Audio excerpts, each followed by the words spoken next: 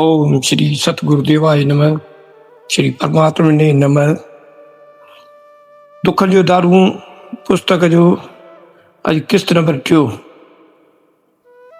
दुख सुख जो पहिरियों कारण कर्म यानी भावी आए उन बाबत अज पहिरियों दृष्टांत वाक्य ॿुधायूं था। दृष्टांत रावण जे किन्या जो। रावण जे जीवन चरित्र में लिखियल आहे त महाराजा जनक रात जे 10 पहर में पेर यात्रा यानी जासूसी करण लाइ शहर में घुमी रहियो हो। घुमंदे घुमंदे हिकिड़े हंधि छा थो ॾिसे हिकु माईअ जो हिकु नंढो ॿारु 6 महीननि जी उमिरि जो माई जा थण चुसे रहियो आहे। माई हिनखे हर हर थणनि छॾण जी कोशिशि करे रही आई आहे त बि हू छॾण जी न पियो करे। अहिड़ी तरह माईअ जा थण वरी वरी चुसींदो ॾिसी रस्ते तां हिकु ॿी पतिव्रता स्त्री खणण लॻी। हिते सिपाहीअ जे वेस में घुमंदे राजा जनक हिन माईअ खां खणण जो सबबु पुछियो। माई चवण लॻी त मूंखे एतिरो वक़्तु न आहे जो मां तोखे हिन बालक ऐं संसि माता जी कथा ॿुधायां। राजा माईअ खे चवण लॻो छाजे करे तोखे एतिरो वक़्तु कोन्हे जो तूं हिननि जो वर्तांत ॿुधाए सघीं। अहिड़ी कहिड़ी तकड़ आहे। माई जवाबु त अॼु मुंहिंजे मरण जो ॾींहुं आहे। मां नदीअ ते सनानु करण लाइ वञी रही आहियां ऐं सनानु करे नदी तां पंहिंजे पतीअ जे सनान लाइ पाणीअ जो मोरियो भरे जॾहिं वापसि घर पहुचंदसि तॾहिं घर जी छित मुंहिंजे मथां किरंदी ऐं मां मरी वेंदुसि। इन करे मां जेतिरो थी सघे ओतिरो सवेर सनानु करे पतीअ खे सनानु कराए कुझु ईश्वर जो भॼन करे वठां त ॾाढो चङो। इन करे मूंखे एतिरी कथा ॿुधण जेतिरी फ़ुर्सत कान आहे। ईअं की माई रवानी थी ऐं राजा जनक बि हिन जे पुठियां पुठियां वियो ऐं दिलि में चवणु लॻो त ॾिसां माई बराबरि सच थी चवे छा। राजा आख़िर वञी माईअ खे रसियो ऐं चवणु लॻो त मां राजा जनक आहियां। तोखां पुछण थो चाहियां त तोखे कीअं पतो पियो त छित अॼु तुंहिंजे मथां किरंदी। तंहिंते माईअ जवाबु ॾिनो त मां पतिव्रत धर्म जे प्रभाव सां भविष्य जो सभु हाल ॼाणा थी। भविष्य यानी फ्यूचर जो। तंहिंते राजा जनक वरी चयसि त पोइ उन खां बची छो नथी सघीं, घरी छो थी वञी। माईअ जवाबु ॾिनो त भावीअ अमेट आहे, उन जे अॻियां कंहिंजो बि बल हली नथो सघे।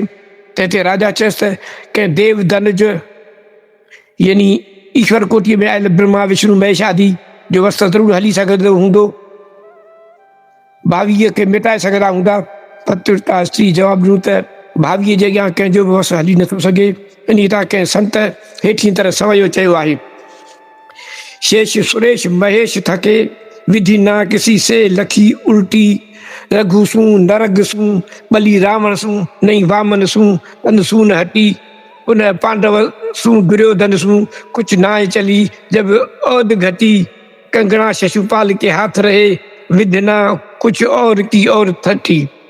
मतिलब त कई अहिड़ा मिसाल थी चुका आहिनि ऐं कई पिया थींदा पर भावी कंहिंखां बि तरंदी कीन। तंहिंते राजा चयसि त ॿियो कोड़ो मिसाल ॿुधाए जो उपाउ करण ते न भावी तरी हुजे।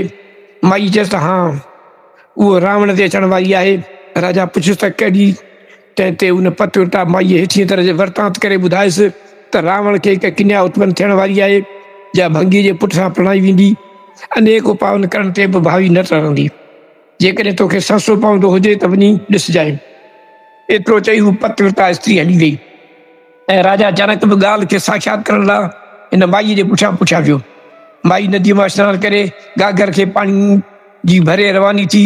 राजा बि हुन जे नज़र खां पाण खे तारींदो तारींदो पुठियां लॻो आयो ऐं दिलि में चवणु लॻो त ॾिसां भला सचपच मरे थी छा। माई घर खां ॿाहिरि पंहिंजे पतीअ खे सनान लाइ मोरियो पाणीअ जो ॾेई पाण अञा जाइ अंदरि घिरी त ओचितो जाइ जी छित मथ सिकिरी पई ऐं उन जे हेठां अची मरी वई। राजा जनक इहो समूरो रोइदाद अखियुनि सां ॾिसी ॾाढो अजब में पइजी वियो ऐं उन पतिव्रता स्त्री जे मरण जो राजा खे ॾाढो दुख थियो। पर छा करे भावीअ अॻियां ज़ोर न ॾिस ऐं उनजी ॻाल्हि यादि करे रावण जी राजधानी में वञी रावण ॾाढो आदर भाव कयसि ऐं अचण जो सबबु पुछियसि। तॾहिं राजा जनक उन पतिव्रता स्त्री जो वर्तांत करे ॿुधायसि। तंहिंते रावण सभिनी देवताउनि ऋषियुनि ऐं ज्योतिषियुनि खे घुराए चयईं हिन भावीअ जे मेटण जो को उपाउ करियो। तॾहिं सभिनी जवाबु ॾिनी त भावी यानी कर्म रेखा जे मेटण में असीं सुमरस न आहियूं। देवताउनि चयसि त जेतोणीकि सूरज उभरंदे बदिरां उलहंदे तरफ़ उभरे, बाहि जी ख़ासियत भली थधी थी वञे, मेरू पर्वत भली ढही वञे, पथर ते भली गुल पैदा थियनि पर भावी कॾहिं बि टरण वारी न आहे। त हिते रावण खे क्रोध उत्पन्न थियुसि ऐं चवणु लॻो त जॾहिं किन्या पैदा थींदी तॾहिं जनम रेखा लिखण वारी विधाता सां मां लड़ाई कंदुसि। जॾहिं छोकिरी पैदा थी ऐं 6 राति जॾहिं विधाता लेख लिखण आई तॾहिं रावण हथ में तलवार खणी मथां बीह रहियो ऐं चवणु लॻो त भला ॿुधाए छा लिखंदीअ? त हिते हुन चयसि त आउं पहिरीं कुझु बि ॿुधाए की न सघंदी आहियां। जॾहिं मस्तक ते कलम रखां थी तॾहिं अंतर्यामी परमात्मा जेका प्रेरणा कंदो आहे सो ई लिखिजी वेंदो आहे, पोइ ॿुधाए सघंदी आहियां। तॾहिं रावण चए त चऊं भला मुंहिंजे रूबरू निरार ते कलम रख। हिन जो मस्तक ते कलम रखनि ऐं पाण ई लेख लिखिजी वियो। रावण चयो त पढ़ी ॿुधाए। तॾहिं विधाता ॿुधाइण लॻी त हीअ किन्या तमामु सुंदर पतिव्रता ऐं सुठनि गुणनि सां भरपूर शीलवंती थींदी, पर हिकु भंगी जे पुट सां हिन जी शादी थींदी जेको भंगी राजमहला जी सफ़ाई करे रहियो आहे। इन जे ई पुट सां शादी थियणी आहे। इहो ॿुधी रावण खे तमामु घणो क्रोध उत्पन्न थियुसि, पर विधाता सम्झाए खेसि शांती कराई, मगर विधाता जे वञण खां पोइ वरी क्रोध उत्पन्न थियुसि। भंगी जे पुट खे घुरायो वियो जो 6 महीननि जो उमिरि जो हो। बालक खे ॾिसंदे रावण मथे तलवार हलाई थिए त रहे त मन त मेड़ करे कुझु हटायुसि ऐं सम्झायुसि त हे राजन, बेकसूर मासूम हिन बालक खे मारणु न खपे, बाक़ी देश निकाली ॾी त बेशक वस वारो आई। त हिते रावण हिन बालक खे जहाज़ में चढ़ाए समुंड पार कराए कंहिं भयानक जंगल में वठी अचण लाइ हुकुम कयईं ऐं हिन जे पेर जी हिकु आङुर निशानी लाइ वधाए वरितई। इन जंगल में बस्ती या आबादी वग़ैरह कान हुई, इन करे सम्झाई त मरी वेंदो, मगर संतन चयो आहे त जाको राखे रघुनाथ ताको कोन मारे। पंचतंत्र मंत्र भेद शास्त्र में श्लोक आयल आहे त जेकॾहिं को माण्हू कंहिंखे पालना करण खां छॾे थो ॾिए त देवता उनजी पालना कनि था, ऐं जे देवताउनि खे किरानो हूंदो त इंसान कहिड़ो बि उनजी सहायता न करे सघंदो। तहिड़ी तरह जेकॾहिं इंसान ऐं देवता ॿई हथ खणी था वठनि त बि ईश्वर उनजी संभाल थो करे सघे।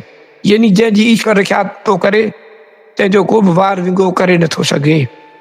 अहिड़ी तरह उन बालक जी बि ईश्वर रक्षा करे बचाए अचे थो। जॾहिं रावण जा दूत उन बालक खे जंगल में छॾे विया तॾहिं पहिरीं 3 ॾींहंनि ताईं उहो बालक बुखियो रहियो ऐं पोइ पंहिंजे हथ जो आंगूठो चूसींदो रहियो। 3 ॾींहं बालक जे कष्ट सहन करे ब्रह्मलोक में पुकार पहुची वई त बालक बुखियो छो रहियो। आख़िर विधाता खे हुकुम थियो त तूं उन बालक जी संभाल कर। इन करे विधाता बालक खे खीर पियारण ऐं पालण पोषण जो कमु पाणी करे विधी हुई ऐं पाणीअ में तरण, ॿेड़ी हलाइण, विद्या पढ़ाइण ऐं ॿिया जहाज़नि वग़ैरह जे ठाहिण जा हुनर सभु सेखारे तमामु क़ाबिल करे छॾियसि। जॾहिं बालक सभु विद्याउनि में निपुण थी वियो ऐं आयु बि 18 वरनि जी थी वई तॾहिं संदसि बनायल जहाज़ में विहारे कंहिं टापूअ ॾे उमाड़े छॾियईं। उते जो राजा बिना औलाद मरी वियो हो। उन जे राजमंत्रियुनि पाण में सलाह करे छॾी हुई त फलाणे ॾींहुं फलाणी प्रभात जो किले जो शाही दरवाज़ो खोलियो वञे ऐं दरवाज़े खुलण सां जेको माण्हू पहिरीं मिले तंहिंखे गादीअ ते विहारियो वञे।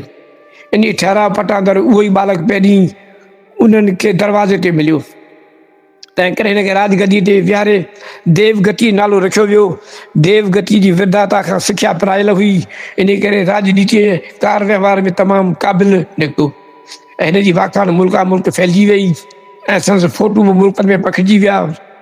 जॾहिं हिन जी वाखाण ऐं फोटू जी ख़बर रावण ऐं संस किन्या खे पई तॾहिं ख़ुदि रावण जी दिलि थी पई त पंहिंजी किन्या जी शादी हिन राजा सां कजे। रावण पंहिंजे वज़ीर खे ओॾा उमाड़ियो जंहिं रावण जे किन्या सां शादी करण लाइ देवगति खे आछ कई त पहिरीं त सफ़ा इनकार कयईं। पोइ रावण ख़ुदि छोकिरीअ खे साण वठी देवगति जे मुल्क वियो ऐं मिंटू मेडू करे खेसि किन्या परणाए आयो। जॾहिं किन्या परणाए ख़ुशि थी मोटी आयो तॾहिं सभिनी देवताउनि खे घुराए चयईं त तव्हां चयो थे त राजकुमारी भंगीअ जे पुट सां परणाई वेंदी, भला ॿुधायो राजकुमारी बि कॾहिं भंगीअ सां परणाए सघिजे थी? इहा त हमेशह राजकुमार सां ई परणाई वेंदी। एतिरो ॿुधी देवताउनि चयसि त तो जो पेर जे आङुर जो निशान कयो हो सो को ॾिठई? इहो ॿुधी राजा खणी जांच करे त इहो साॻियो निशान ॾिसण में आयुसि ऐं छोकिरो उहो साॻियो भंगीअ वारो साबित थी पियो। पोइ रावण खे देवताउनि सम्झायसि त कर्म रेखा कॾहिं मिटी नथी सघे।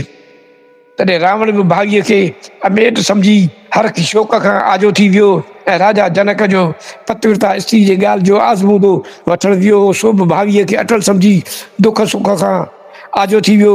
एतिरी कथा ॿुधाए महात्मा बसि कई त मत्स जिज्ञासुनि वरी बि वेनती करे चयसि त हे स्वामी इन इहे भावीअ जे अमेट हुअण बाबति ॿियो कोड़ो मिसाल ॿुधायो जो असांखे अहिड़ियुनि ईश्वरी हुकुम सां भरियल ॻाल्हियुनि जे ॿुधण में आथत अचे थो।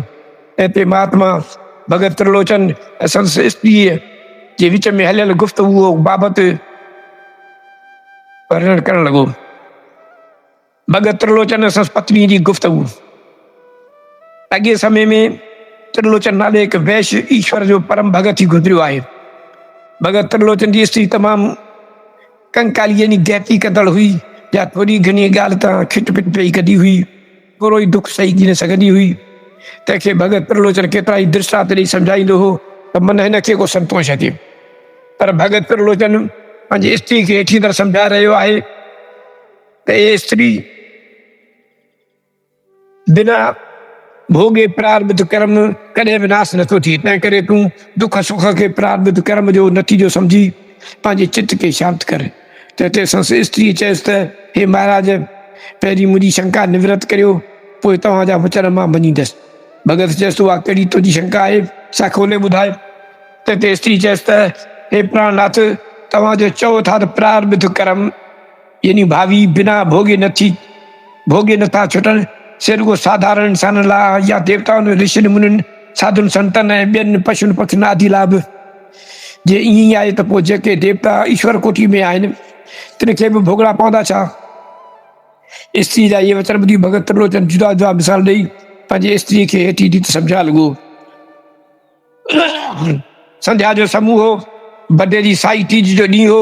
भगत त्रिलोचन चवणु लॻो त हे अर्धांगिनी ॾिस, कल्ह बडे जी साई बीज जो चंद्रमा जॾहिं उभरियो तॾहिं उनखे देवता सम्झी सभिनी माण्हुनि नमस्कार कयो। ऐं वरी सुभाणे बडे जी साई चौथ ॾींहुं साॻे उन चंद्रमा जो कोई दर्शन बि करणु कीन चाहींदो। उन ॾींहं खे भाद्रपदा शुक्ल चतुर्थी या गणेश जयंती चवंदा आहिनि ऐं पथर चौथ बि चवंदा आहिनि। सभु माण्हू उन ॾींहुं चंड खे अखियूं पूरे पथर हणंदा आहिनि ऐं जंहिं माण्हू खे उन ॾींहुं चंड जो दर्शन थी पियो उन खे बि कलंक लॻंदो आहे, छाकाणि जो चंद्रमा अॻे कर्म फल करे कलंकवान आहे। अनेक उपाउ करण ते बि कलंक नथो लहे ऐं न थी लहंदो।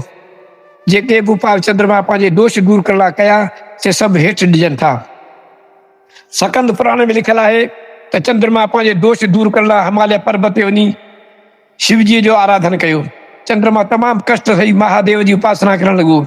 शंकर भॻवानु प्रसन्न थी वर घुरण लाइ चयसि, तॾहिं चंद्रमा चयसि त स्वामी मुंहिंजो कलंक दूर कयो वञे। महादेव जी प्रार्थना लॻाए ॾिठो त हिन जो दोष प्रारब्ध कोठीअ में अची वियो आहे। सो चंद्रमा खे चयऊं ऐं प्रारब्ध कर्म खे हटाए नथो सघां, बाक़ी ॿियो को वर घुर मां ॾियण लाइ तयारु आहियां। तॾहिं चंद्रमा चयसि त चऊं भला मूंखे मस्तक में चाहे ॾे। तॾहिं शिवजी चयसि त द्वितीया यानी बीज जे चंद्रमा जे रूप में रही सघी थो, बाक़ी इन जे कलंकित रूप में मां रहण न ॾींदुसि। तंहिंते चंद्रमा बीज जे चंद्रमा जो स्वरूप खणी धारियो ऐं शिवजी जे मस्तक में रहणु लॻो। चंद्रमा शिवजी जे मस्तक में इन करे रहणु चाहियो जो शंकर भॻवान जे मस्तक में गंगा वहंदी आहे ऐं गंगा माता जे दर्शन स्नान ऐं जलपान करण सां केतिरनि जन्मनि जा पाप दूर थी वञनि था। सदा शिव।